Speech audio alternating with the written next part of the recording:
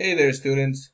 Thank you for being part of this presentation. My name is Luis Silva, and today we're looking at world history, the impact of the Industrial Revolution, and we're looking at the years from about 1750 all the way to 1900.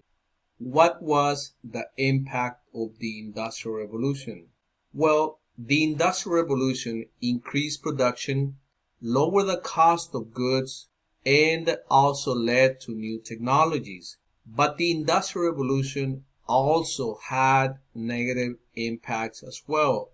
Let's move on. Working conditions and wages were not the best during the Industrial Revolution. You have an image here of a particular individual that is working at a factory. If you can see the way he's dressed, he's basically dressed very poorly, and he has no shoes. This was one of the most common things during the Industrial Revolution because people that worked in the factories or in industries during the Industrial Revolution, they were very poor. And we're going to keep on seeing how the Industrial Revolution impacted the way people lived and worked. Working conditions and wages during the Industrial Revolution. The factory system was a major change for European workers. Factory work became less skilled, which is good and bad.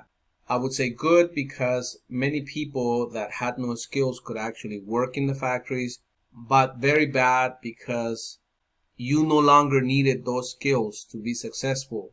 Those skills that made you an important person in society, you no longer needed them, but instead you would work in a factory and do what everybody else would be doing. Also, factory conditions were dirty, dangerous, and very unhealthy. Workers worked long hours. This means 12 to 16 hours per day. It's very difficult. I don't know if you have ever done a job like straight for 8 hours. By the time you're done with that job, you are very tired. And in this case, these workers were working 12 to 16 hours per day. On top of that, factory workers were not paid well. And even to make things worse, women and children were paid less than men, despite the fact that they were working the same or even more. Very sad situation during the Industrial Revolution. Owners require workers clock in and limited their breaks to increase production. So unlike today where you would take a break after so many hours, during the Industrial Revolution you would have to work and work and work. And here you have obviously a couple of images that represent people working in the different industries during the Industrial Revolution. You see the two images at the top. People working, people putting their best effort in order to create goods for people to purchase. And one important thing that you need to know, the image to the right at the bottom, you see how factories created this massive cloud of smog that led to pollution. And even today, it leads to pollution, which literally it's ruining our world. So the environmental concerns, pollution, became dominant during the Industrial Revolution, and it continues today, and it will continue until we, humanity, say, let's stop polluting our world. Now, conditions in the coal mine. Remember, coal was the primary source of energy at the beginning of the Industrial Revolution, so people had to work really hard. And as you can see here from the image, how people are working to make sure that they're getting that coal, and that this way it will bring a whole bunch of wealth to the owners of this coal mine. Now let's look at the conditions in the coal mine. The invention of the steam engine increased demand for coal. Coal production grew from 5 million tons in 1750 to 23 million tons in 1830. Men, women, children were used in the mines. These owners of these mines did not care who they hired. They just needed people to work and make sure that coal was actually being taken out of the mines in order to increase their profits. Mines were very unhealthy and also dangerous. Lung disease, poison gas, drowning, explosions, cave-ins were common for workers. Really sad situations that powered the Industrial Revolution at the beginning of its stages. Here you have pictures, images. You see how children were actually working. If you see the two images to the left, children were working, and they were working long hours in order to power the Industrial Revolution and make the people that own the factories of production very wealthy during the Industrial Revolution. And the image to the right, you see the top part of the image, you see how the coal is being taken out from underneath earth, and then at the bottom of the picture, right side, you see how people were way underneath the surface of the earth trying to get that coal so it would power the Industrial Revolution. One of the biggest concerns that many people look at today during the Industrial Revolution was child labor. And you're more than welcome to pause this video and read every single component as to how children were working during the Industrial Revolution. Children had to work in order to help their parents pay for the many expenses that were generated for being part of the Industrial Revolution. Once again, you're more than welcome to pause this video in order for you to read how children worked during this particular time period. The Industrial Revolution changed the lives of many children. Rather than working for their parents on the family farms, many children in the cities worked in factories, brickyards, or mines. Living in cities was very expensive, so poor families needed their kids to work. There was no other option in order to be able to live in the city. In order to maintain your family together, children had to work. Unlike today, when you have to go to school as a student and your parents go to work, during this particular time period, you also had to go to work in order to help your parents. Child workers earn 10% of an adult wage, very sadly, because children were working and they earn miserable wages. On top of that, children worked long hours in dangerous conditions and were often beaten when they did not do what the boss would say. Here you also have some images of children working in the factories. And on top of that, remember that many of these children, they would lose a finger, they would lose an arm, and that nobody would say anything about that. There were no labor laws that would protect children from being exposed to so many dangerous conditions. Now let's look at the changing role for females during the Industrial Revolution. The Industrial Revolution changed the lives of many women. Rather than working with their husbands on family farms and taking care of children, poor women in cities worked in factories. Some women work as domestic servants. Factory jobs for women require long hours away from their children and could leave women crippled, sick, and also deformed. Women were paid half or 1/3 of a man's salary. This has been a struggle for many thousands of years, I would say, that females have been treated in a very unfair way. And even today in our modern society, females still are not getting paid what they deserve. Here you have a couple of images in which you see how females worked in the factories, putting together the clothes that they will sell, washing dishes, and many other things that females did.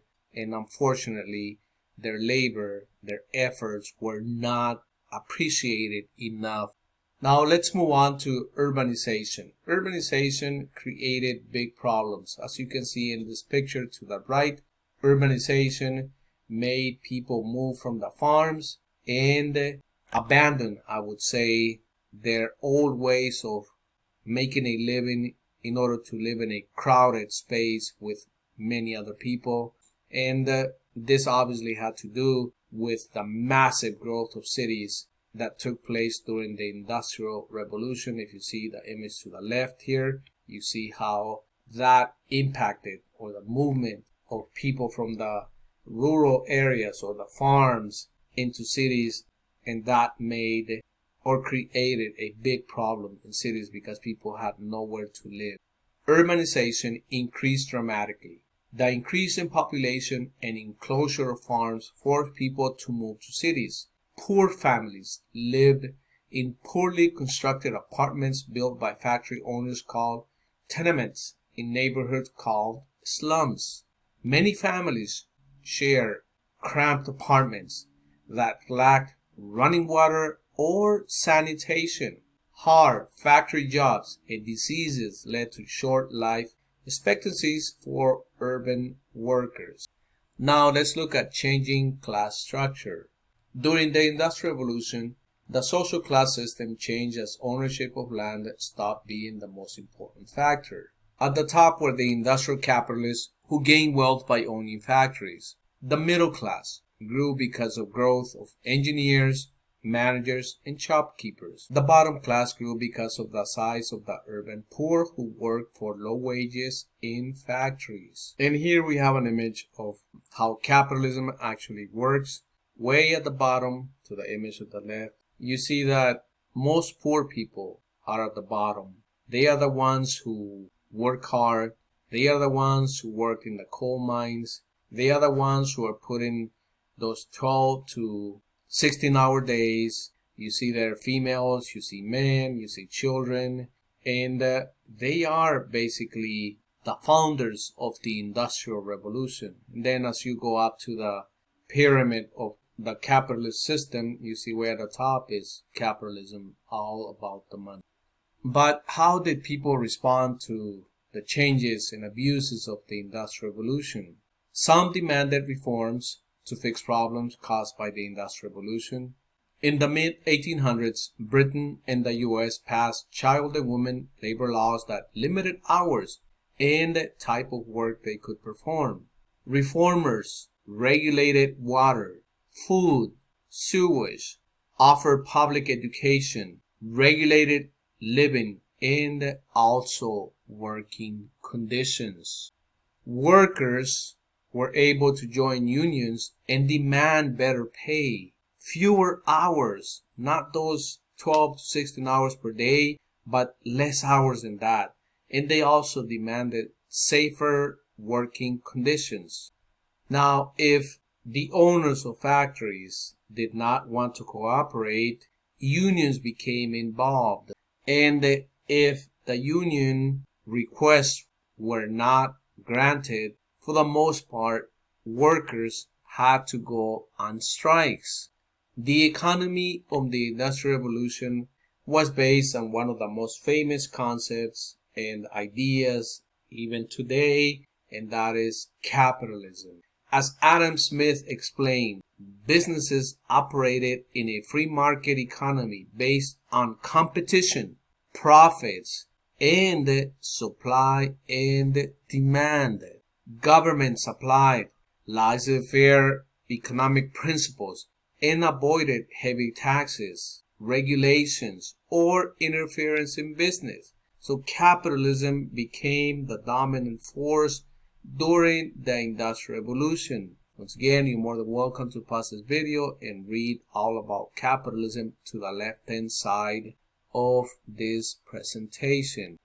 Up to this point, and at that particular time of the initial stages of the Industrial Revolution, some believe that capitalism was the reason for the growing gap between the rich and the poor, and also rejected the ideas of capitalism in favor of what we know as socialism. Socialists argue that the government should plan the economy by controlling factories, farms, railroads, mines, and also import industries. This would create equality and end poverty by redistribution of wealth from rich capitalists to the poor working class.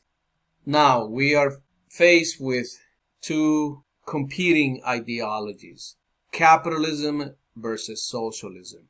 Capitalism, very important concept. Many nations around the world have adopted this ideology, and also many nations around the world have adopted the ideology of socialism. Both ideologies compete, and both ideologies have been able to be part of the world for many decades. Now, in capitalism, individuals and business own property and the means of production. In socialism, the community or the state should own property and the means of production. In capitalism, progress results when individuals follow their own self-interest. In socialism, progress results when a community of producers cooperate for the good of all. In capitalism, businesses follow their own self-interest by competing for the consumer's money. Each business tries to produce goods or services that are better or less expensive than those of competitors. In socialism, socialists believe that capitalist employers take advantage of workers. The community or state must act to protect the workers. Also, in capitalism, consumers compete to buy the best goods at the lowest prices. This competition shapes the market by affecting what businesses are able to sell. According to socialism, capitalism creates an equal distribution of wealth and material goods. A better system is to distribute goods according to each person's needs. And continuing on with how people responded to the changes and abuses of the Industrial Revolution, we have Karl Marx, who introduced a radical form of socialism called communism. Marx and Friedrich Engels wrote the Communist Manifesto, which predicted a war between the haves and the have-nots. Karl Marx encouraged workers to overthrow the owner, seize control of factories, distribute goods evenly, and create economic equality for all people. Very important concepts that were developed by Karl Marx. Now we have reached the end of this presentation. Please do not forget to subscribe, and I will see you in the next presentation.